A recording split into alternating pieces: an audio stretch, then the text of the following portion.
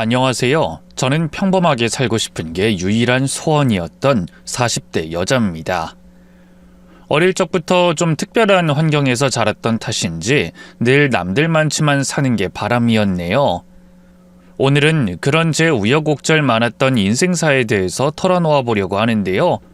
마지막에 속 시원한 사이다가 준비돼 있으니 꼭 끝까지 들어주세요. 그럼 시작해 볼게요. 저는 어린 나이에 친엄마를 잃고 아빠와 단둘이 살았습니다. 엄마가 병으로 세상을 떠난 건 제가 초등학교에 들어가기도 전이었죠. 엄마의 얼굴은 이제 기억도 가물가물하지만 부드럽고 따뜻했던 손길과 제 이름을 부르던 나지막한 목소리만큼은 아직도 또렷하게 생각나요. 소연아, 우리 소연이 엄마 없이도 씩씩하게 잘 살아야 해. 알았지? 엄마가 소연이 많이 사랑하는 거 잊지 말고. 자신이 곧 떠날 걸 알고 있었기 때문일까요? 엄마는 진작부터 제게 이별을 준비하는 말씀을 많이 하셨어요. 그래서 어린 저도 옅게나마 마음의 준비를 하고 있었는데요. 그래도 막상 엄마가 돌아가시고 나자 고통과 상실감이 어마어마하더군요. 소아 우울증으로 병원 치료까지 받았을 정도였죠. 그 탓에 학교에서도 겉돌기만 했고요. 또래 친구 하나 없었어요. 그런 저를 보며 아빠는 하루빨리 새엄마를 만들어줘야겠다는 조급함이 들었던 걸까요? 엄마의 장례를 치른 지 3년쯤 지난 어느 날 아빠가 조심스럽게 제게 말을 꺼내셨어요. 소연아, 소연이도 엄마 갖고 싶지 않아? 갑자기 무슨 말이야? 우리 엄마는 하늘나라 갔잖아. 그렇지. 엄마는 하늘나라에 갔지. 근데 소연이한테 새엄마가 생기면 어떨 것 같아? 아빠 친구 중에 소연이를 아주 보고 싶어하는 아줌마가 한 명 있는데 한번 만나볼래?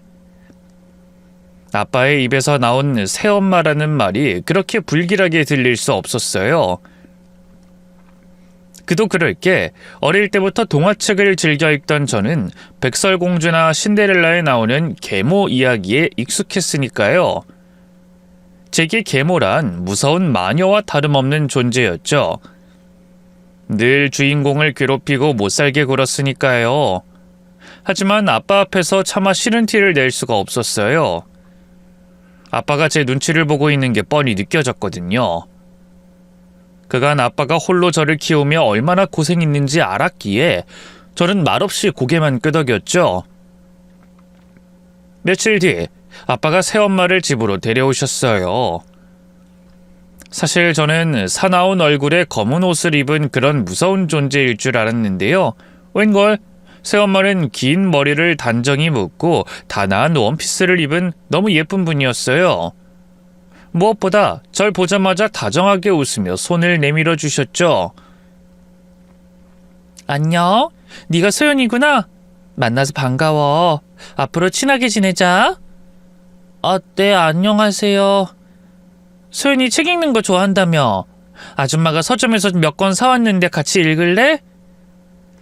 새엄마는 거실 소파에 저를 앉히고 선물로 가져온 책을 한 권씩 소개해 줬어요. 옆에선 아빠가 흐뭇한 표정으로 그런 저희 둘을 지켜봤죠. 때마침 창문에서 쏟아져 들어오는 부드러운 햇살까지 더해져 저희 세 사람은 마치 완벽한 가족처럼 보였네요. 이후 저는 그 아줌마와 급속도로 친해졌고요. 얼마 안가 그분은 제 새엄마가 되었어요. 마치 친딸을 대하듯 저를 살뜰하게 보살펴 주셨죠. 같이 장난감도 사러 가고 요리도 해주고 아침에 학교 갈 때마다 머리도 묶어주고 꿈같은 나날들이 이어졌네요. 하지만 행복은 그리 길지 않았어요. 제가 10살이 됐을 무렵 새엄마와 아빠 사이에 남동생이 태어났고요. 그때부터 상황은 완전히 달라졌습니다. 새엄마는 당연하다는 듯이 제가 아닌 남동생만 챙기기 시작했어요. 하루 종일 남동생 곁에 붙어 앉아 있었죠. 물론 그건 충분히 이해할 수 있었어요. 아직 남동생은 어른의 보살핌이 필요한 연약한 존재였으니까요. 하지만 새엄마가 애정이 뚝뚝 묻어나는 눈길로 남동생에게 아우, 우리 은재 누굴 닮아 이렇게 예쁠까? 하며 볼을 부빌 땐 어쩔 수 없이 마음 한구석이 아려왔어요. 새엄마가 저를 예뻐해 주긴 했지만 한 번도 그런 식으로 애정 표현을 해준 적은 없었으니까요. 그뿐만이 아니었어요. 한 번은 새엄마가 화장실에 간 사이 남동생이 울기에 달려간 적이 있는데요. 어떻게든 달래주고 싶어 가만가만 배를 쓰다듬어 줬는데 갑자기 뒤에서 새엄마가 달려와 다급하게 저를 밀어내더라고요. 야, 너 뭐 하는 거야? 은지한테 뭘 어쨌길래 애가 이렇게 울어? 설마 때렸니? 아니요, 전 그냥 은지가 울길래 달래주려고. 거짓말하지 마. 너 은지 질투하는 거 내가 모를 줄 알아? 요즘 계속 은지 째려보고 입에 대빨 나와 있었잖아. 계집애가 영악하게 못된 것만 배워선. 험악한 새엄마의 고함 앞에서 저는 아무 말도 할 수 없었어요. 그날 이후로 새엄마의 태도는 점점 더 냉랭해졌어요. 제가 다가가면 늘 동생 핑계를 대며 바쁘다고 했고요. 제가 조금만 실수해도 쉽게 화를 냈죠. 소연아, 너 혼자 가방도 못 싸면 어떡해? 선생님한테 연락 왔잖아. 준비물 안 챙겨왔다고. 그게 돈이 없어서요. 어제 달라고 했는데 엄마가 바쁘다고 하셔서. 그럼 아빠한테라도 얘기해서 돈을 받아갔어야지. 김소연, 너도 이제 누나인데 정신 차려야지. 이렇게 계속 어린애처럼 손이 가면 엄마도 힘들어. 누나면 누나답게 굴라고. 새엄마는 입버릇처럼 제게 누나답게 어른스럽게 굴라고 얘기했어요. 그 말이 당시 겨우 초등학생이었던 제게는 너무 어렵고 무거운 짐처럼 느껴졌죠. 아빠도 그런 새엄마의 변화를 뻔히 알면서 제게 아무 말도 하지 않으셨어요. 그쯤 아빠는 회사일 때문에 너무 바빠 집에도 잘 들어오지 못하셨거든요. 마치 고아가 된 것처럼 고독하고 외로웠죠. 결국 저는 성인이 되자마자 도망치듯 집을 나왔어요. 사실 대입시험도 망하는 바람에 핑계댈 게 없었는데 그냥 무작정 혼자 살아보고 싶다며 서울로 올라왔죠. 웃긴 건 아빠도 새엄마도 그런 저를 잡지 않았다는 거네요. 내심 제가 나가 살길 바랬다는 거였죠. 이후 저는 닥치는 대로 이런저런 알바를 했어요. 처음 몇 달은 아빠가 생활비를 보내주셨는데요. 그마저도 새엄마가 요즘 아빠 회사가 어렵다는 이유로 끊어버렸거든요. 한 달 월세에 각종 공과금 그리고 생활비까지 알바를 2개, 3개 해도 늘 허덕였네요. 대입 공부는 꿈도 꿀 수 없었죠. 그러던 중에 알바하던 호프집 사장님과 눈이 맞았어요. 저보다 무려 8살이 많은 남자였고 심지어 이혼남이었는데요. 그렇다고 인품이 좋거나 경제력이 있는 것도 아니었어요. 딸린 애는 없었다는 게 그나마 다행일까요? 지금은 저도 알죠. 그 사람이 좋은 남자가 아니었다는 거. 만약 제 딸이 만난다고 하면 도시락 싸들고 다니며 말렸을 테고요. 하지만 당시 저는 너무 어렸고 또 외로웠어요. 하루빨리 저만의 가정을 만들고 싶다는 꿈에 사로잡혀 있기도 했고요. 사랑하는 남자의 아이를 낳아 남부럽지 않게 키우고 싶었죠. 저처럼 외롭거나 쓰린 경험은 하지 않게끔 말이에요. 결국 혼전 임신으로 그 사람과 결혼을 했는데요. 당시 아빠만 좀 말리는 신용을 했을 뿐 새엄마는 신경도 쓰지 않았어요. 그저 건성으로 축하한다며 앞으로 잘 살라고 한마디 했을 뿐이죠. 그런 새엄마가 야속해서라도 보란듯이 잘 살고 싶었는데요. 인생이라는 게 참 그렇게 마음먹은 대로 풀리진 않더군요. 결혼하고 아들을 낳은 지 1년 만에 남편이 바람을 피우는 걸 알게 됐어요. 저 모르게 호프집 알바생에게 손을 댔더군요. 걸리자마자 봐달라고 사정사정을 하대요. 여보, 내가 잠깐 미쳤었나봐. 걔가 알바 그만두겠다고 해서 말린답시고 같이 술 먹고 고민 들어주다가 그만. 다신 안 그럴게. 한 번만 봐주라. 이게 봐주고 말고 할 일이야? 당신은 나랑 병석이를 배신했어. 어떻게 그럴 수가 있어? 그 어린 여자애랑 붙어먹으면서 나랑 병석이 생각은 조금도 안 한 거야? 술에 취해서 기억도 안 나. 진짜야. 그리고 병석이는 어쩔 건데? 뭐 나 없이 키울 거야? 당신 장인어른이 새장가 들고 나서 참 외롭고 힘들었다며. 그래서 병석이만큼은 그런 아픔 없이 잘 키우고 싶다고 했잖아. 지금 나랑 이혼해봐. 결국 병석이한테 똑같은 상처 물려주는 꼴밖에 안 되는 거야. 남편은 비겁하게도 제 약점을 물고 늘어졌어요. 결국 저는 아들을 생각해 한 번만 꼭 참고 넘어가기로 했고요. 이혼 의사를 철회했죠. 하지만 그건 잘못된 선택이었어요. 옛말에 한 번 바람 피는 게 어렵지 핀 놈은 또 피고 또 피고 한다는 말이 있잖아요. 정말 그랬어요. 남편은 제가 용서한 지 2년도 안 돼 새로운 여자와 바람이 났고요. 그땐 잘못했단 말도 없이 자기가 먼저 이혼하자고 하더군요. 그 여자와 새 살림을 차릴 생각으로 말이에요. 배신감에 치가 떨렸죠. 당신 어떻게 나한테 이럴 수가 있어? 다시는 외도 안 하겠다고, 병석이한테 좋은 아빠 되겠다고 약속했던 게 불과 몇 년 전인데 애 앞에서 부끄럽지도 않아? 부끄러워. 그래서 이혼해 주겠다는 거 아니야. 어차피 먼저 이혼 얘기 꺼냈었던 건 당신이잖아. 뭐가 어쩌고 어째? 왜? 뭐 그 상간녀가 이혼하고 오면 받아주겠대? 그래서 지금 갈라서 자는 거야? 그런 거 아니거든? 내가 당신하고 약속 못 지킨 거 맞고 지금 부부 사이에 신의도 다 박살났잖아. 이대로 결혼생활 지속해봤자 무슨 의미가 있겠어. 위자료는 섭섭치 않게 줄 테니까 우리 여기까지만 하자. 그렇게 저는 남편과 이혼했어요. 물론 그냥 곱게 헤어져 준 건 아니에요. 남편의 얼마 안 되던 재산도 위자료로 다 받아내고요. 유치원 교사라는 그 상간녀에게도 따로 소송을 걸어 돈을 받아냈죠. 또 그 상간녀가 일하는 유치원에 찾아가 온갖 행패도 부렸는데요. 덕분에 그 상간녀는 일자리를 잃었고요. 바로 제 전남편과 식을 올렸네요. 패배감을 느꼈냐고요? 아니요. 그 상간녀가 전남편과 결혼하는 건 제가 바라던 바였어요. 제 전남편이 쓰레기라는 건 그 누구보다 제가 잘 알고 있었잖아요. 아니나 다를까 그 년놈들은 채 1년도 못 살고 갈라섰어요. 전남편이 도박에 빠지는 바람에 빚만 수억을 지고요. 그것 때문에 걸핏하면 술을 먹고 상간녀를 손찌검했다고 하더군요. 상간녀는 결국 아무 소득 없이 이혼녀만 돼서요. 도망치듯 고향으로 내려갔다 하더군요. 이후 전남편은 한동안 제게 계속 연락을 해댔는데요. 제가 미쳤다고 전남편을 받아주겠어요? 집도 이사가고 연락처도 바꾸고 아들과 둘이서 조용히 살았어요. 전남편과 상간녀에게 받아낸 위자료로 작은 식당을 하나 차렸는데요. 다행히 장사가 나쁘지 않게 돼서 입에 풀칠 정도는 하고 살 수 있었죠. 그때만 해도 꿈에도 몰랐어요.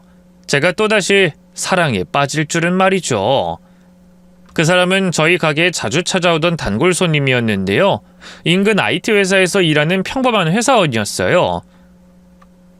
훤칠한 키에 뚜렷한 이목구비 덕분에 밥을 먹다가도 주변 다른 여자 손님들에게 번호를 따이곤 했죠. 뭐 제가 봐도 잘생기긴 했었어요. 늘 맛있게 잘 먹었습니다. 또 올게요. 인사하는 모습을 보면 예의 발라 보이기도 했고요. 하지만 그뿐 제겐 손님 그 이상도 이하도 아니었는데요. 크리스마스를 앞둔 어느 겨울 그 손님이 계산을 하며 갑자기 제게 봉투 하나를 내밀더군요. 이게 뭐예요? 이거 연극 티켓인데요. 공짜로 생겼는데 같이 보러 갈 사람이 없어서. 괜찮으면 같이 보러 가실래요? 뜻밖의 제안에 얼마나 놀랐는지 몰라요. 알고 보니 그 사람은 처음 저를 봤을 때부터 줄곧 이성적인 호감을 품고 있었다고 하더군요. 소연 씨가 어린 아들 키우면서 씩씩하게 식당 꾸려나가는 모습이 늘 멋지다고 생각했어요.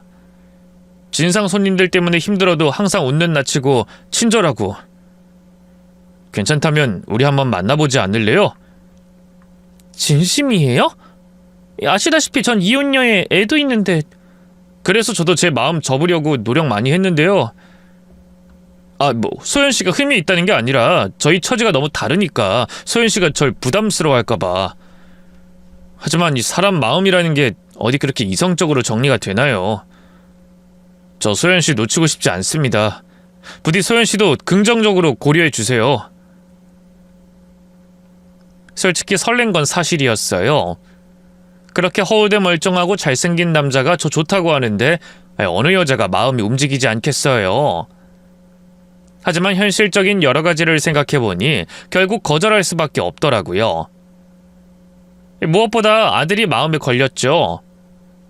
저도 새엄마 때문에 아픔이 있었던 터라 혹시라도 그 사람과 잘 돼 재혼이라도 하게 된다면 아들이 상처를 받는 게 아닐까 덜컥 겁이 나더라고요. 좋은 남자가 꼭 좋은 아빠가 되리란 법은 없으니까요. 괜히 피는 물보다 진하다는 말이 있겠냐며 스스로 제동을 걸었죠. 그런데 웬걸? 그 손님은 제 생각보다 더 일편단심이었어요. 제 거절에도 꿋꿋하게 매일 가게에 출근 도장을 찍었고요. 가끔 가게로 와서 밥을 먹는 저희 아들과도 어느새 친해졌죠. 아들은 제 친아빠와 진작에 연을 끊어서일까요? 그 손님을 마치 제 아빠처럼 따르며 좋아하더라고요. 아저씨 진짜죠? 진짜 같이 놀이동산 가는 거죠? 그럼. 말 나온 김에 이번 주 주말 어때? 너무 좋아요. 엄마는 맨날 가게 때문에 바쁘다고 해서 못 갔거든요. 가서 범퍼카도 타고요. 롤러코스터도 탈래요. 급기야 두 사람은 저 없이도 밖에서 만나기 시작했어요. 그러지 말라고 제가 말려도 봤는데요. 둘 다 말을 듣질 않더군요. 아들은 그 사람과 함께 있으면 웃음이 많아졌어요. 이 사람 마음이 참 간사하죠? 그렇게 그 사람과 제 아들이 친부자지간처럼 잘 지내는 모습을 보니 조금씩 욕심이 나기 시작했어요. 그런 제 마음을 읽은 것처럼 어느 날 아들이 제게 그러더군요. 엄마, 성철 아저씨랑 결혼하면 안 돼? 뭐? 갑자기 그게 무슨 말이야? 성철 아저씨가 진짜 우리 아빠였으면 좋겠어. 같이 한 집에서 살았으면 좋겠다고. 안 돼? 나도 다른 애들처럼 아빠랑 같이 목욕탕도 가고 축구도 하고 싶단 말이야. 아들의 말에 울컥 눈물이 났어요. 그동안 나름 남편 빈자리를 메꾼다고 메꿨는데 그것도 한계가 있었던 생각이 들더군요. 결국에는 어린 날의 저처럼 아들을 외롭게 만들고 말았으니까요. 그래, 엄마가 성철 아저씨랑 한번 얘기해 볼게. 그렇게 저는 그 사람과 제 마음의 문을 열었어요. 다시는 결혼 안 할 거라고 생각했는데 성철 씨가 병석이한테 너무 잘해주셔서. 그러자 그 사람이 제 눈을 뚫어져라 보면서 그러더군요. 그래서 병석이 때문에 저와 결혼이라도 하겠다는 겁니까? 가장 중요한 소연 씨 마음은 어떤데요? 그게... 소연 씨 마음이 제일 중요하죠. 제게 호감이 있습니까? 실은 제가 아직 두려운 게 많아요. 성철 씨가 싫은 건 아닌데 또 상처받을까봐. 그러자 그 사람이 제 손을 잡으며 말했어요. 소연 씨, 저한텐 소연 씨랑 병석이가 전부예요. 물론 저도 누군가의 남편도 아빠도 해본 적이 없어 두렵긴 한데요.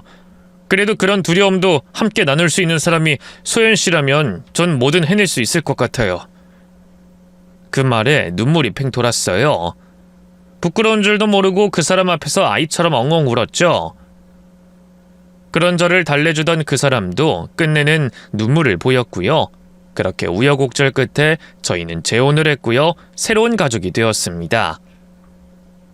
우려했던 것과 달리 남편은 결혼 후에도 한결같이 자상했고요. 아들에게도 참 잘했어요. 윗물이 맑아야 아랫물이 맑다고 시부모님 역시 저한테 싫은 소리 한 번 한 적이 없었죠. 솔직히 한 번 갔다 온 과거가 있는 여자와 자기 아들을 결혼시킨다는 게 쉬운 일은 아니잖아요.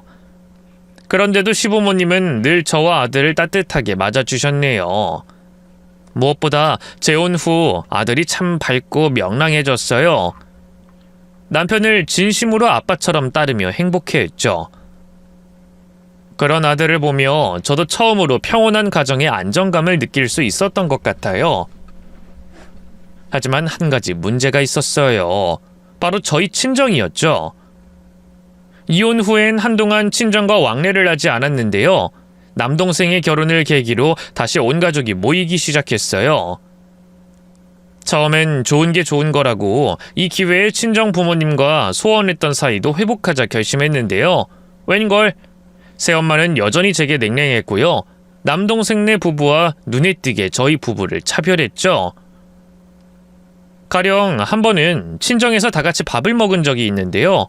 새엄마가 고기나 생선 같은 메인 음식을 죄다 남동생네 부부 앞에만 밀어주더군요. 은재, 너 엄마 밥 먹는 거 오랜만이지? 네가 좋아하는 갈비찜에 불고기도 했으니까 많이 먹어. 세아가 너도 많이 먹고. 거기까진 뭐 그럴 수 있다 했어요. 그런데 가만히 있던 남편이 갈비찜에 젓가락을 가져다 대자 새엄마가 그러더군요. 박서방은 고기를 참 좋아하네? 음식이 입에 안 맞을 줄 알고 조금만 했는데. 아니요, 저 뭐든 잘 먹습니다. 장모님 음식 솜씨가 좋으시네요. 그래? 뭐 잘 먹으니 보긴 좋은데 살 좀 빼야지 않겠어? 그 덩치면 슬슬 관리해야지. 더 나이 들면 살 빼는 거 더 힘들어. 저희 남편이 덩치가 좀 있긴 해도 뚱뚱한 건 절대 아니었거든요. 오히려 남자답게 보기 좋고 건장한 체격이었죠. 그건 누가 들어도 남편에게 그만 먹으라며 눈치를 주는 거였어요. 새엄마가 저는 몰라도 남편한테 그렇게 경우 없이 군이 너무 화가 나더군요. 그래서 저도 모르게 새엄마한테 한 소리 하려고 했는데요. 그런 저를 눈치챈 남편이 가만히 제 손을 잡더라고요. 그리고는 말없이 고개를 가로젓더군요.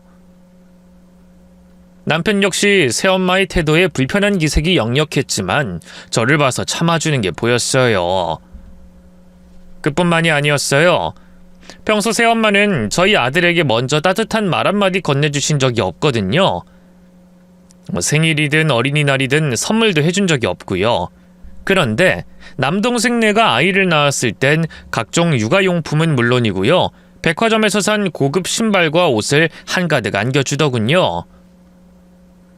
제가 서운한 거야 둘째치고요. 아들에게 너무 미안했네요. 남편 보기도 민망했고요. 그래도 굳이 새엄마나 친정아빠에게 싫은 소리를 한 적은 없었어요. 어쨌든 내가 꾸린 내 새로운 가족은 남편과 아들이니 제가 더 잘하면 된다고 생각했죠. 그런데 뜻밖의 일로 새엄마의 태도가 확 달라지게 됐어요. 바로 남편의 사업 성공이었죠. 원래 남편은 평범한 직장인이었는데요. 아주버님의 소개로 회사를 그만두고 작은 사업을 시작하게 됐어요. 처음엔 이런저런 어려움도 많았지만 남편의 성실함과 운이 맞아떨어졌는지 몇 년 만에 사업이 크게 확장됐죠. 통장에 꽂히는 돈의 단위가 달라지면서 저희 집 형편도 눈에 띄게 나아졌어요. 집도 넓고 좋은 곳으로 이사했고요. 아들도 뭐 하나 부족함 없이 키울 수 있었죠. 그때부터 새엄마와 친정아빠가 갑자기 살갑게 굴기 시작했죠. 새엄마는 생전 제게 전화 한 번 한 적이 없는데요. 그쯤부터 매일같이 연락해 안부를 묻더라고요. 서연아, 요즘 잘 지내지? 박서방이랑 병석이도 잘 있고. 네, 다들 잘 지내요. 근데 무슨 일로 전화하셨어요? 얘는 모녀 사이에 뭐 무슨 일이 있어야만 전화할 수 있는 거니? 그냥 네 목소리 듣고 싶어서 전화했지. 참, 내가 보낸 김치는 맛있게 먹었니? 네, 모자라면 얘기해. 더 갖다 줄 테니까. 살가운 안부 전화는 물론이고요. 직접 만든 반찬이며 친정집으로 들어온 선물 같은 걸 나눠주는 새엄마가 처음엔 적응이 안 됐어요. 하지만 어릴 때 사랑받지 못한 서름이 마음 한구석에 한으로 남아 있었는지 그런 새엄마의 변화가 싫지만은 않더군요. 저도 한 번쯤은 사랑받는 딸이 되어보고 싶었으니까요. 남편도 달가워했죠. 요즘 당신이랑 장모님이랑 잘 지내는 것 같아서 보기 좋아. 내일도 같이 밥 먹으러 가기로 했다고? 친정 근처에 파스타 집이 새로 생겼다네. 엄마가 먹어보고 싶다고 해서 같이 가기로 했어. 간 김에 쇼핑도 좀 하고. 그래? 그럼 내 카드 가져가서 써. 됐어. 내 용돈으로 해결하면 돼. 당신 용돈이 얼마나 된다고. 그러지 말고 내 카드 가져가. 장모님 맛있는 것도 사드리고 옷도 한 벌 해드리면 좋잖아. 딸이 해줬다 주변에 자랑도 하시고 얼마나 기가 사시겠어. 그치만 당신 사업도 이제 막 자리 잡기 시작했는데 걱정 마. 이번에 거래 하나 더 성사돼서 실적이 아주 좋아. 당신 돈 펑펑 써도 돼. 남편은 제가 친정 부모님을 만날 때마다 카드를 쥐어줬어요. 뿐만 아니라 어버이날이나 두 분 생신 때도 아낌없이 지갑을 열었죠. 아유, 역시 우리 박서방이 최고야. 가방이며 모피코트며 이게 다 얼마야? 요즘 내 친구들이 사위 잘 뒀다고 얼마나 부러워하는지 몰라. 당신 요즘 나보다 박서방을 더 좋아하는 것 같아. 오늘 음식도 다 박서방이 좋아하는 것들로만 차리고 말이야. 나 좀 서운해지려고 하네. 아유, 당신도 참 무슨 그런 말을 해요. 나보다 박서방 더 예뻐하는 게 당신이잖아요. 오늘도 하루 종일 붙잡고 바둑 두고선. 언젠가부터 시부모님은 남동생네 부부보다 저희 남편을 더 반기고 또 챙겼어요. 처음엔 그런 두 분을 보면서 저도 면이 서고 어깨가 으쓱했는데요. 그런 기분은 오래가지 않았습니다. 언젠가부터 새엄마가 집에 돈 들어갈 일이 생길 때마다 자꾸만 제게 연락하는 거예요. 서연아, 곧 태양이 생일이잖니. 옷이라도 한 벌 해주려고 하는데 돈이 빠듯해서 말이야. 좀 보태줄 수 있겠니? 옷이요? 어떤 걸 사주려고요? 땡땡 브랜드 알지? 그 며느리가 거기 옷이 마음에 든다더라. 그건 너무 과하지 않아요? 명품 브랜드라 애들 옷 한 벌에 수십만 원씩 하던데. 애들 금방 크는데 그렇게 비싼 옷은 너무 아깝잖아요. 저 병석이도 남의 옷 얻어다 입힌걸요? 그래도 잘 컸고요. 얘는 너 병석이 키울 때랑 지금이 같니? 과하긴 뭐가 과해. 요즘 젊은 엄마들 애 낳으면 베넷 쪼그리부터 다 명품으로 입힌다던데. 며느리가 착해서 그동안 아무 말 안 했지. 자기도 얼마나 그러고 싶었겠어. 박서방 사업도 잘 풀렸겠다. 이번 기회에 인신 좀 쓰면 좋잖아. 며느리 시집 올 때 우리가 뭐 변변찮게 해준 것도 없는데. 새엄마와 입씨름하기 싫어서 몇 번 부탁을 들어줬어요. 돈이 없는 것도 아니고 충분히 여유가 있었으니까요. 하지만 그건 시작에 불과했어요. 새엄마는 나중에 거의 매달 용돈을 요구하기 시작했어요. 갑자기 집 보수 공사비가 필요하다고 하질 않나, 남동생이나 올케 생일에 식당 예약을 좀 해달라고 하질 않나. 한동안은 저도 어쩔 수 없이 들어줬어요. 어쨌든 제 원가족이었고 친정이었으니까요. 하지만 그게 점점 도를 넘더군요. 무엇보다 부모님은 그렇다 쳐도 남동생네 집안까지 왜 제가 챙겨야 하는지 모르겠더라고요. 그래서 대놓고 말씀드렸죠. 은재가 자기 앞가림을 못하는 것도 아니고 멀쩡히 직장 다니면서 밥벌이 잘하고 있잖아요. 올케도 태양이 나 태어나기 전까진 계속 일했고. 근데 왜 제가 은재나 올케 생일마다 밥을 사야 하고 계절마다 태양이 옷이며 신발이며 다 사줘야 하나요? 물론 태양이한테는 고모로서 그 정도는 해줄 수 있는데 그게 자의로 그러는 거랑 타의로 그러는 건 다른 거잖아요. 앞으로 은재네 관련해선 저한테 돈 달라고 하지 마세요. 그걸로 서운하다 하지도 마시고요. 아이 소연아, 그래도 은재 네 하나뿐인 동생인데 어떻게 그런 식으로 남처럼 말을 하니? 제가 은재랑 사이좋게 지내길 바라시면 더는 아무 말 마세요. 제가 그렇게 단호하게 제 의견을 피력한 건 처음이었기 때문일까요? 새엄마는 더는 아무 말도 하지 않았어요. 그 뒤로는 한동안 돈을 요구하는 연락도 뜸해졌죠. 그러던 어느 날이었어요. 평소처럼 남편과 아들을 각각 회사와 학교로 보내고 밀린 설거지를 하고 있었는데요. 갑자기 친정아빠한테 전화가 왔어요. 그쯤에 아빠는 직장을 은퇴하고 집에서 소일거리를 하며 지내고 계셨죠. 아빠 어쩐 일이세요? 소연아, 너한테 이런 얘기를 해도 될런지 모르겠는데 이번에 병원 건강검진 결과가 좀 안 좋아서 말이다. 당장 치료가 필요하다는데 너도 알다시피 내가 직장 그만두고 돈이 있어야 말이지. 네? 아빠 어디가 어떻게 아픈데요? 심장이 좀 안 좋다네. 심장이 어떻게 안 좋은데요? 뭐 당장 수술이라도 받아야 하는 거래요? 그 정도는 아니고 일단 정밀검사부터 다시 해보려고 하는데 돈 좀 보내줄 수 있겠냐? 아빠의 다급한 목소리에 마음이 약해져서 그 길로 돈을 보내드렸어요. 하지만 뭔가 석연치 않은 점이 한두 가지가 아니더군요. 제가 병원에 같이 가겠다고 해도 극구 사양하시고요. 심장이 어디가 어떻게 안 좋은 건지 계속 물어봐도 구체적인 대답을 못 하시더라고요. 뭔가 쎄했죠. 그래서 결국 친정으로 찾아가 아빠에게 자초지종을 캐물었는데요. 돌아온 대답은 너무 충격적이었습니다. 그게 말이다. 그래, 사실 내가 널 속였다. 소연아, 미안하다. 나도 그러려고 그런 게 아닌데 네 엄마가 하도 옆에서 채근하는 바람에. 절 속이다니 그게 무슨 말씀이세요? 그럼 역시 아빠 아픈 게 아니었군요. 그래, 맞다. 그게 실은 은재도 박서방처럼 회사 그만두고 사업을 좀 하고 싶다고 해서. 정말 충격적이게도 제가 아빠에게 보내드린 돈은 고스란히 남동생에게로 흘러갔더라고요. 남동생이 대학 동기와 갑자기 무슨 외식업을 시작한다고 해서 새엄마가 아빠를 조종해 제게 돈을 타간 거였죠. 배신감에 손이 덜덜 떨렸네요. 옆에서 아무 말 못한 채 바닥만 보고 있는 새엄마에게 바로 따졌죠. 엄마, 어떻게 이럴 수가 있어요? 어떻게 아빠가 아프다는 거짓말로 저한테 돈을 받아가요? 그럼 어떡하니? 네가 은지한테 앞으로는 10원 한 장도 못 준다고 엄포를 놨잖아. 그렇다고 거짓말을 해요? 은재 사업 자금을 대체 왜 저랑 그이가 보태줘야 하냐고요?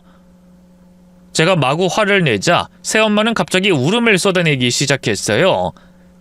너 그러는 거 아니다, 소연아. 그래도 은재 걔가 네 하나뿐인 동생인데 어쩜 그렇게 정없이 말을 해? 내가 오죽했으면 그랬겠니? 은재가 사업 한번 해보겠다는데 어떻게 그냥 외면을 해? 더군다나 네가 못 사는 것도 아니고 박서방 사업 성공해서 내 돈을 벌고 있는데. 그이는 뭐 놀면서 돈 벌어요? 매일 새벽같이 나가서 얼마나 힘들게 일하는데요. 보내드린 그 돈 1,000만 원이요, 저희한테도 결코 적은 돈 아니었어요. 그런데도 아빠가 아프다고 하니까 두말 없이 보내드린 거였다고요. 어떻게 제 효심을 이런 식으로 이용해요? 당장 은지한테 전화해서 그 돈 내놓으라고 하세요. 아니, 이럴 게 아니라 제가 은지한테 전화할게요. 저는 바로 핸드폰을 꺼내 남동생에게 전화했어요. 그러자 새엄마가 단번에 얼굴을 구기며 제게서 핸드폰을 빼앗더군요. 아니, 넌 도대체 누굴 닮아 그렇게 독하니? 동생한테 정말 그렇게까지 해야겠어? 네, 애초에 선을 넘은 건 엄마예요. 아이고, 나한테도 눈 똑바로 뜨고 대드는 거 봐라. 이래서 머리 검은 짐승은 거두는 게 아니라고 했는데 넌 어쩜 내가 먹이고 입히고 키워준 은혜도 모른 체하고 입을 싹 씻을 수 있니? 막말로 내가 네 친엄마도 아닌데 널 얼마나 애지중지 키웠어? 새엄마의 반박에 절로 헛웃음이 나왔어요. 애지중지요? 엄마, 애지중지 뜻을 모르는 거 아니에요? 아님 양심이 없나? 뭐야? 제가 20살 되자마자 집을 왜 나왔는데요? 엄마가 저랑 은재 차별하고 맨날 별것도 아닌 걸로 저 트집 잡아서 구박하고 그래서 그런 거잖아요. 그리고 제가 독립하자마자 바로 가짜는 핑계대면서 생활비도 뚝 끊었죠? 제가 20살 그 어린 나이에 얼마나 힘들게 하루하루를 버텼는지 아세요? 매만 안 맞았다 뿐이지 저 엄마한테 학대당하면서 큰 거나 다름없어요. 늘 사랑받고 싶어서 전전긍긍하던 고통스러운 기억밖에 없다고요. 어릴 때 상처를 토해냈기 때문일까요? 절로 눈물이 흐르고 목소리가 떨렸어요. 그러자 잠자코 있던 친정아빠가 이번에도 새엄마 편을 들더군요. 어디 부모 앞에서 목소리를 높여! 재혼 과정은 다 저마다의 진통이 있는 법이야. 소연이 너만 힘들었던 거 아니니까 끝 좀 해라. 그 순간 제 마음 한구석에서 뭔가가 뚝 끊어졌어요. 부모님을 향해 남아있던 신락 같던 기대와 애정마저 사라져버린 거였죠. 저는 그 자리에서 벌떡 일어났어요. 그래요, 여기까지만 할게요. 애초에 두 분한테 아무 기대도 안 했어요. 앞으로 저한테 다신 연락하지 마세요. 은지한테 간 돈 1,000만 원도 어떻게든 받아낼 거니까 그렇게 하시고요. 아니, 얘가 정말... 소연아! 저는 저를 애타게 부르는 새엄마를 뒤로하고 집을 뛰쳐나왔어요. 그리고 집으로 돌아와 엉엉 울었죠. 평소보다 일찍 퇴근한 남편이 아무 말 없이 저를 달래주더군요. 아마 새엄마나 친정아빠한테 무슨 연락을 받은 것 같더라고요. 당신 하고 싶은 대로 해. 난 언제든 당신 편이라는 거 잊지 말고. 그런데도 아무것도 묻지 않고 저를 지지해주는 남편이 참 고마웠네요. 이후 저는 남동생에게 연락해 돈 1,000만 원을 악착같이 받아냈어요. 남동생은 처음에 뻔뻔하게도 그런 게 어딨냐고 한 번 줬으면 끝 아니냐며 모르쇠를 시전했는데요. 제가 그럼 경찰에 신고하겠다고 하니 두말 않고 돈을 보내주더군요. 며칠 뒤 새엄마와 친정아빠에게서 번갈아 연락이 왔지만 저는 받지 않았어요. 두 분 번호를 전부 다 차단해버렸죠. 그렇게 저는 친정과 완전히 연을 끊었습니다. 한편으로는 속이 후련하면서도 마음 한켠엔 아쉬움과 허탈함이 남았죠. 하지만 그게 제가 선택한 길이었고 이제는 남편과 아들을 위해서만 살아야겠다고 다짐했네요. 그렇게 몇 년의 시간이 흘렀을까요? 어느 추운 겨울 올케에게서 연락이 왔어요. 올케가 웬일이야? 저기 형님도 아셔야 할 것 같아서요. 어머님 말인데요. 요즘 계속 가슴이 아프다고 해서 병원에 가서 검사를 받았는데요. 유방암이라고 하더라고요. 초기이긴 한데 위치가 안 좋아서 바로 수술해야 한대요. 항암 치료도 필요하고요. 생각지도 못한 소식에 얼마나 충격받았는지 몰라요. 물론 새엄마에 대해선 이제 애증밖에 남지 않았지만 그래도 가족으로서 함께했던 세월이 있었기에 암 발병 소식엔 마음이 약해지더군요. 돌아가신 저희 친엄마가 똑같이 암투병을 하셨기도 하고요. 제가 놀라 아무 말도 못하자 올케가 다시 입을 열었어요. 저기 한번 그래도 와보셔야 하지 않겠어요? 어머님도 말은 안 하지만 형님을 기다리시는 것 같아요. 어떻게 지내고 있는지 궁금해하시더라고요. 그때 자기가 너무했다고 사과하고 싶다고 울기도 하셨고요. 시간 되시면 병원 한번 와주세요, 형님. 올케에게서 걸려온 전화를 받고 한참 망설였어요. 이미 연을 끊은 친정이었고 새엄마에게 받은 상처는 여전히 제 마음에 깊이 남아있었으니까요. 하지만 암투병을 시작한 새엄마를 끝내 외면할 순 없더군요. 며칠 뒤 저는 남편과 함께 새엄마가 입원한 병원으로 향했어요. 병실 문을 열자 병상에 누워있는 새엄마의 모습이 눈에 들어왔습니다. 제가 기억하는 모습보다 훨씬 수척해져 있었어요. 그 모습을 보니 눈물이 핑 돌더군요. 아이 소연아, 네가 여길 어떻게 왔어? 올케한테 들었어요. 몸은 좀 어떠세요? 괜찮아. 초기에 발견해서 수술이랑 치료만 잘 받으면 된대. 아이 못하러 왔어. 박서방도 안 그래도 바쁠 텐데. 새엄마는 그 뒤로 아무 말도 하지 않았지만 눈가에 맺힌 눈물은 저를 향한 복잡한 감정을 대변하고 있는 듯 했어요.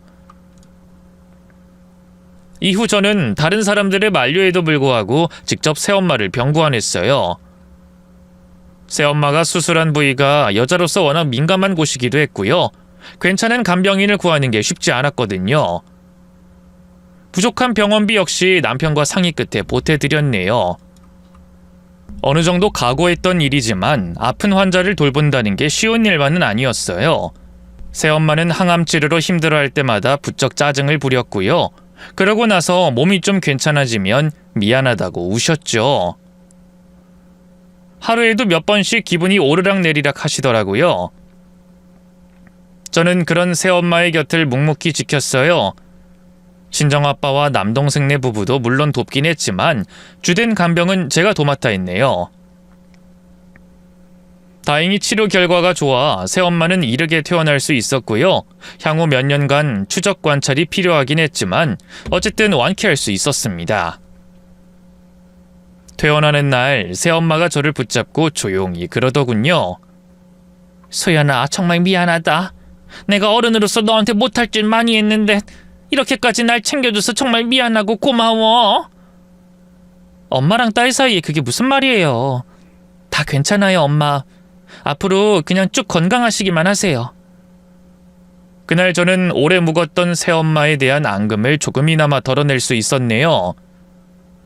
그렇게 평온한 나날이 이어지는 듯 했던 것도 잠시 또다시 제 삶에 위기가 닥쳐왔어요. 이번엔 남편의 사업이 문제였죠. 우후죽순 생겨난 경쟁사 때문에 부쩍 매출이 줄면서 회사가 존폐의 기로에 서게 된 거예요. 설상가상 경제 불황으로 인해 고객들의 주문량 자체가 급격히 줄어들었고요. 남편은 어떻게든 돌파구를 찾아내기 위해 새벽부터 밤 늦게까지 이리 뛰고 저리 뛰었죠. 그래도 남편은 힘들다는 내색 한 번 하지 않았어요. 제게도 괜찮아, 다 이겨낼 수 있어. 당신은 아무 걱정 말라고 하면서 안심시키기만 했네요. 하지만 시간이 흐를수록 남편의 얼굴은 점점 야위어 갔어요. 괜히 아는 체하면 남편 자존심이 상할까봐 뭐라고 얘기도 못하고요. 그저 남편 내조에만 최선을 다했네요. 마음이 쓰이는 일은 그뿐만이 아니었어요. 남편 사업이 어려워지기 시작하자 친정 부모님의 태도도 묘하게 달라졌죠.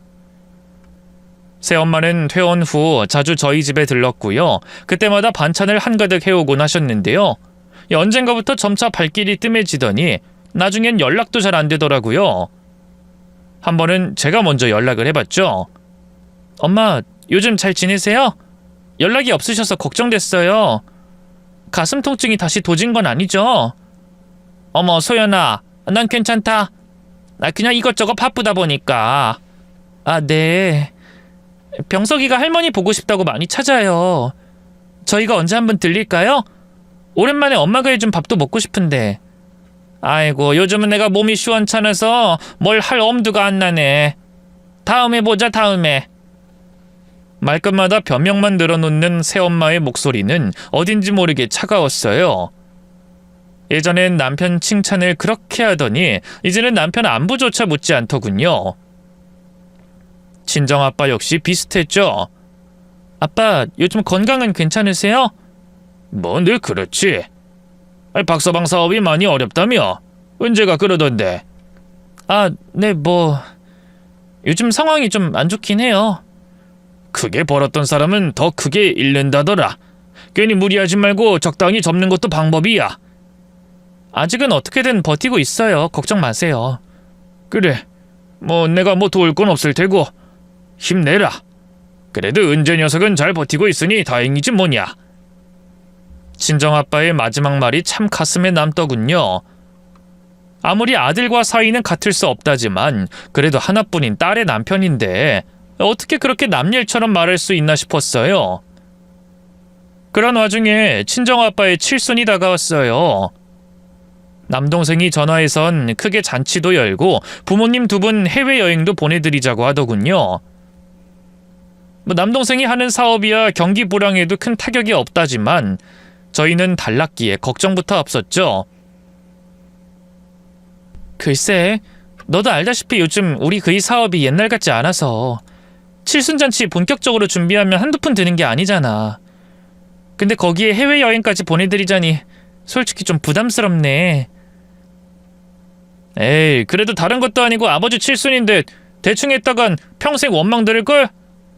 누나도 우리 엄마 성격 알잖아. 아버지도 안 그런 척하면서 은근 다 담아두는 스타일이고. 그럼 혹시 네가 좀 더 보태줄 수 있을까? 제 말이 끝나기가 무섭게 남동생은 펄쩍 뛰더군요. 에이, 그건 말도 안 되지. 나도 말을 안 해서 그렇지 회사 상황이 그렇게 썩 좋지만은 않아. 공평하게 반씩하자고, 어? 아니, 사실 나이로 따지면 누나랑 매형이 좀 더 내야 맞는 거 아닌가? 그동안 부모님에게 들어가는 돈 대부분을 저희 부부가 부담했기에 솔직히 너무 얄밉더군요. 그래서 단호하게 말했어요. 그럼 그냥 우리가 할 수 있는 만큼만 하자. 아빠 칠순잔치 때문에 빚을 낼 순 없잖아. 아빠 좋아하는 한식당에서 가족끼리 다 같이 밥이나 한 끼 먹고 용돈이랑 선물 좀 좋은 걸로 해드리는 정도로 마무리해. 두 분 다 사정 설명드리면 이해해 주실 거야. 저는 미리 부모님께 찾아가 남편의 회사 사정을 설명했어요. 그리고 상황이 나아지면 그때 더 잘해드리겠다고 했죠. 솔직히 두 분 다 표정이 썩 유쾌하진 않았는데요. 그래도 알겠다고 하시더라고요. 남편도 제 얘기를 듣고는 마음이 불편했나 봐요. 이리저리 전화해 여유 자금을 확인하더니 급하게 두 분께 드릴 용돈을 마련하더군요. 많이 넣지 말라고 했는데도 무리하는 것 같더라고요. 당신 봉투에 얼마나 넣었어? 설마 빚내거나 그런 건 아니지? 아니야, 그냥 성의껏 드릴 수 있을 만큼만 넣었으니까 걱정하지 마. 며칠 뒤 친정아빠의 칠순 생일날이 됐고요. 미리 예약해둔 식당에서 온 식구가 밥을 먹었어요. 그리고 후식이 나올 때쯤 남편이 미리 준비해둔 봉투를 친정아빠에게 내밀었죠. 그런데 아빠가 손을 내밀기도 전에 옆에 있던 새엄마가 확 낚아채더군요. 아니, 왜 이렇게 봉투가 얇아? 한 장? 두 장? 한 장 넣었습니다. 뭐 한 장? 겨우 100만 원 넣은 거야? 박서방, 아무리 요즘 사업이 힘들다고 해도 이 칠순인데. 새엄마의 질책에 남편은 아무 말도 하지 않았어요. 저는 저대로 그런 새엄마의 반응이 너무 실망스러웠죠. 암투병할 때만 해도 그렇게 자애롭고 따스하게 굴더니만 화장실 들어갈 때와 나올 때 반응이 아무리 다르다곤 해도 이렇게까지 급격하게 원래대로 돌아갈 줄은 정말 몰랐거든요. 역시 이 사람의 본성은 어쩔 수 없구나 하는 실망감이 몰려왔죠. 그 사이 새엄마는 대답 없는 남편을 마구 닥달했어요. 아니, 박서방, 왜 대답이 없어? 진짜로 100만 원 넣은 거야? 설마 10만 원은 아니지? 요즘 제가 사업이 많이 어려워서요. 죄송합니다, 장모님. 딱 성의 표시할 정도로만 넣었습니다. 근데 그동안 제가 사업 잘 될 때는 여러모로 많이 도와드렸잖아요. 그러니까 이번 한 번만 이해하고 넘어가 주시면. 하지만 새엄마는 남편의 뒷말을 채 듣지도 않았어요.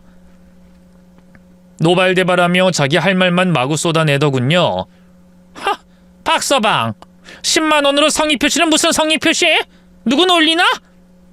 꼴랑 10만 원 줄 거면 썩 꺼지게! 새엄마는 손에 들고 있던 돈 봉투를 쫙 반으로 찢어버렸어요. 그리고 바닥에 쓰레기를 버리듯 던져버렸죠. 저희 남편의 성의를 발로 짓밟아버린 거나 다름없었네요. 그 순간 저는 참을 수 없어 폭발하고 말았어요. 엄마, 지금 대체 뭐 하는 거예요? 어떻게 이 사람한테 이럴 수가 있어요? 10만 원은 돈도 아니에요? 제 고함에 새엄마는 주춤하던 것도 잠시 이내 빳빳하게 고개를 쳐들고 말했어요. 그럼 장인어른 칠순에 사위가 돼가지고는 꼴랑 10만 원 주는 게 그게 잘하는 짓이야? 10만 원은 돈도 아니에요? 지금 회사가 어려워서 직원들 월급 주기도 힘든 상황이라 말씀드렸잖아요. 그리고 그동안 저희가 해드린 걸 생각하셔야죠. 아니, 얘가 어디 어른 앞에서 큰 소리야? 그 순간 뺨에서 불같은 통증이 일었어요. 흥분한 새엄마가 저를 때린 거였죠. 이 아프기보단 수치스러움과 충격이 더 컸어요. 남편과 아들이 보는 앞에서 그렇게 매를 맞았다는 게 견디기 힘들었죠. 제가 이를 악무는 것과 동시에 남편이 자리에서 일어났어요. 그리고 보호하듯 저를 막아서고는 새엄마에게 그러더군요. 그럼 돈은 안 받으시는 걸로 알겠습니다. 남편은 바닥에 떨어져 있던 봉투를 손수 주었어요. 그리고는 안을 열어 반으로 찢어진 돈을 꺼내더군요. 흰색 수표였는데 그걸 이어붙여 새엄마 쪽으로 보여주는데 새엄마의 눈이 커다래지더군요. 아니, 이게 영이 왜 이렇게 많아? 10만 원이 아니라 500만 원? 자네 지금 봉투에 500만 원을 넣어온 건가? 네, 전 10만 원이라고 한 적 없습니다. 장모님이 그렇게 지레 짐작하신 거죠. 어쨌든 분명 필요 없다고 하셨으니 이 돈은 다시 가져가겠습니다. 잠깐만. 아니, 자네 사람을 놀리는 것도 아니고 왜 구체적인 액수를 얘기 안 했나? 일부러 그런 거지, 어? 지금 그게 중요합니까? 10만 원은 박박 찢어버려도 되는 돈이고 500만 원은 그러면 안 되는 돈인가 보죠? 그 안에 들어간 제 성의와 마음은 조금도 변하지 않았는데 말이에요. 남편의 말에 새엄마는 말문이 막힌 듯 아무 말도 하지 못했어요. 그런 새엄마를 차갑게 노려보던 남편이 제 쪽으로 몸을 돌리더군요. 당신 이제 장인어른 장모님과 얼굴 보는 건 여기까지만 하자. 이렇게 뺨을 맞아가면서까지 온갖 수모를 당하면서까지 애정을 갈구할 필요는 없잖아.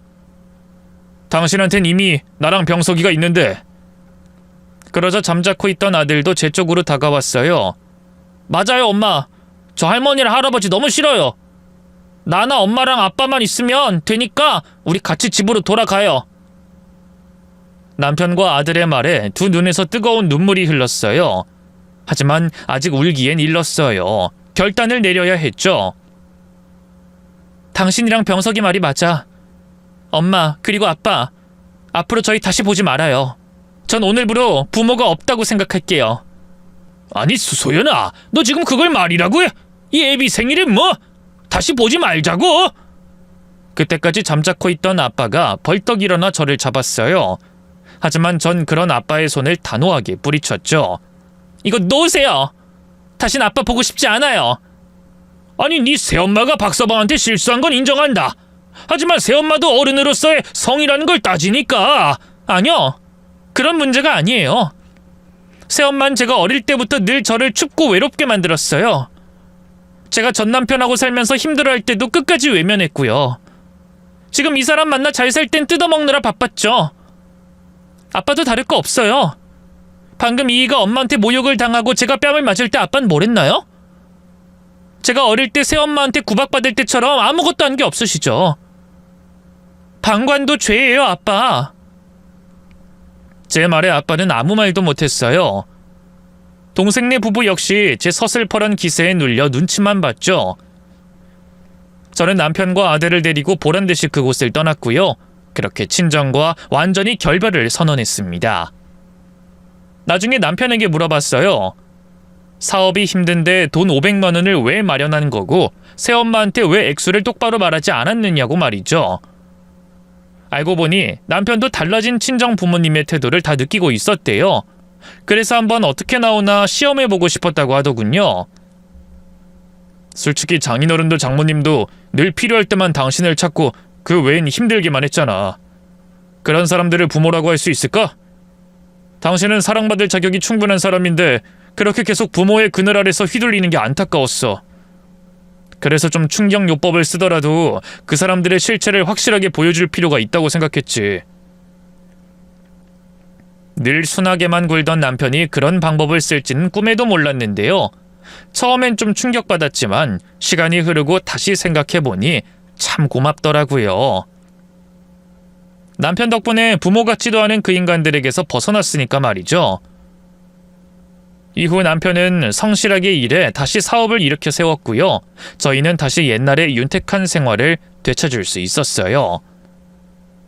반면 남동생네는 무리한 사업 확장을 시도하다 폭삭 망해버리고 말았죠. 사람은 참 변하지 않더군요.